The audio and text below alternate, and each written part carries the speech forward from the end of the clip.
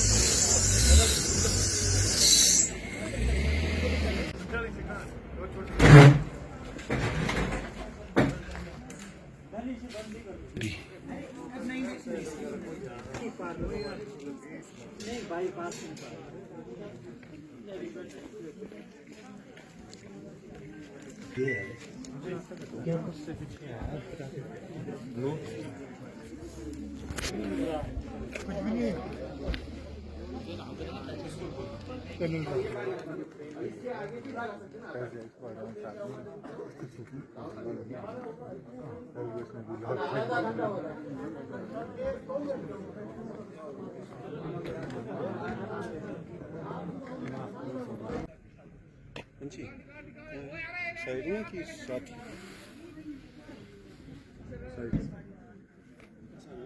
ना ये तभी तो ये साइड ये भी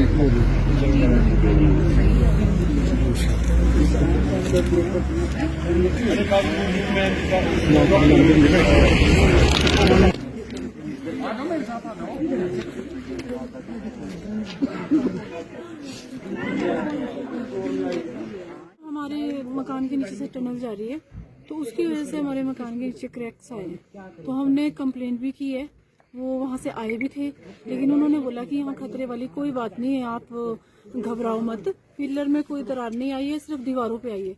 फिर हमने वहाँ पे एसडीएम उधर एप्लीकेशन भी दी और KMDC साहब को भी दी एप्लीकेशन।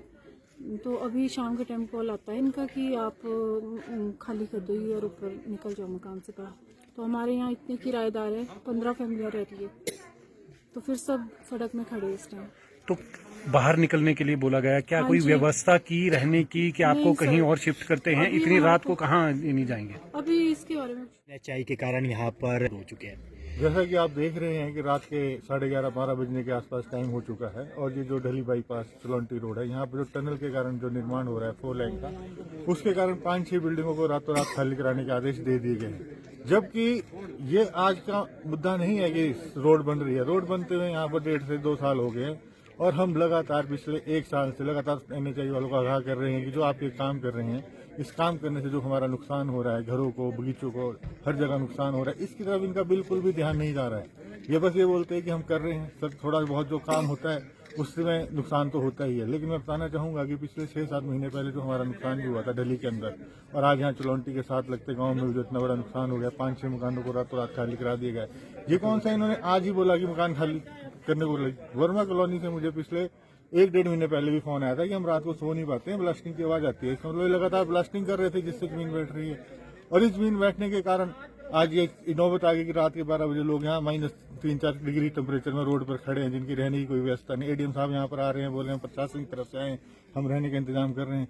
ADM साहब तो 1 महीने पहले 1 महीने लगातार हमारे पास भी आए थे, तो आज तक वहाँ रास्ते तक नहीं बने। अभी रिसेंटली कल हमारी एक वृद्ध महिला, हमारी बुआ जी, वो जो 4 लाइन में मलुआ फेंका उस डंपिंग में, जो पैदल चलने के लिए रास्ते तक नहीं रखे, वहां से गिरे हैं और उनके दोनों बाजू शोल्डर डिस्लोकेट हो गया है और वो 3 दिन से IGMC में एडमिट है, जिनकी उनकी 3 से 4 सर्जरियां हो चुकी है। तो हम ये कहना चाहेंगे प्रशासन को कि काम आप बोले हो रहा है, कुछ नहीं हो रहा सर। हम ये कहना चाहेंगे कि जो हो रहा है सिर्फ 4 लाइन का निर्माण का कार्य हो रहा है, आम लोगों की व्यवस्था रहने की और उनकी जो इतनी भी सुविधाएं उनकी तरफ कोई ध्यान नहीं दिया जा रहा, उल्टा उनका नुकसान ही हो रहा है डे बाई डे।